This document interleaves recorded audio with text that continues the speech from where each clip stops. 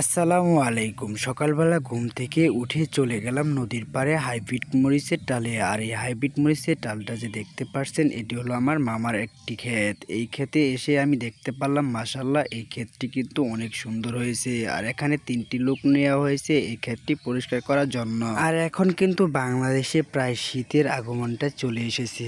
আপনারা যদি লক্ষ্য করেন তাহলে কিন্তু অবশ্যই সকালবেলা এবং রাতের বেলায় কিন্তু প্রচণ্ড শীত করে। আর এইসব লোক কিন্তু সকাল সকাল এই ক্ষেতে কাজ করার জন্য চলে এসেছে।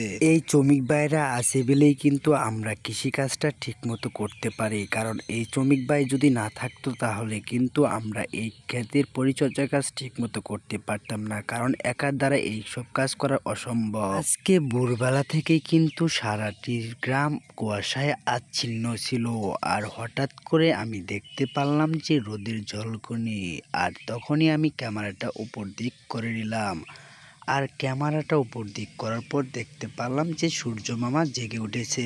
আর সূর্য মামা জেগে ওঠার পর যে একটি আলোক প্রতিরশ্মি ছেড়েছে, আর সে আলোক রশ্মিতে কিন্তু আমার ক্যামেরাটা আরো সচ্ছল দেখাচ্ছে। আপনি যদি এই হাইব্রিড মরিচের চাষ শুরু করতে চান তাহলে কিন্তু আপনার কিছু গুরুত্বপূর্ণ টিপস মেনে চলতে হবে। সর্বপ্রথম আপনি যখন এই চারাগুলো রোপণ করবেন তখন কিন্তু সবচেয়ে বেশি গুরুত্বপূর্ণ হলো আপনি যে জমিতে এই চারাগুলো রোপণ করবেন সেই জমির উর্বরতা ক্ষমতা কেমন, সে বিষয়ে আপনার কিন্তু সর্বোচ্চ পর্যবেক্ষণ করতে হবে। এবং যখন আপনি মনে করবেন যে এই জমিতে চারাগুলো রোপণ করা যাবে তাহলে তখন আপনি এই জমিতে চারাগুলো রোপণ করবেন। চারাগুলো রোপণ করার পর কিন্তু যখন এই চারাগুলো পরিপূর্ণভাবে বড় হয়ে উঠবে তখনই কিন্তু এই চারাগুলোতে রোগবালাইয়ের লক্ষণ দেখা দিবে। আপনারা দেখতে পাচ্ছেন যে এই জমির চারাগুলোতে কিন্তু কুকড়াই ধরেছে।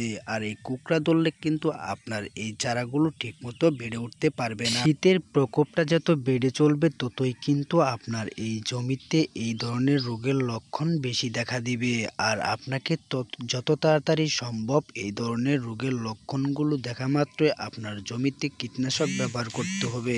যদি আপনি দেরি করে কীটনাশক ব্যবহার করেন তাহলে কিন্তু আপনি ক্ষতির সম্মুখীন হবেন। আপনি যদি আমাদের চ্যানেলে নতুন দর্শক হয়ে থাকেন তাহলে কিন্তু অবশ্যই আমাদের এই চ্যানেলটি সাবস্ক্রাইব করে রাখবেন। যদি আপনি সাবস্ক্রাইব করে রাখেন তাহলে কিন্তু সবার আগে আপনার কাছে ভিডিওটি পৌঁছাবে।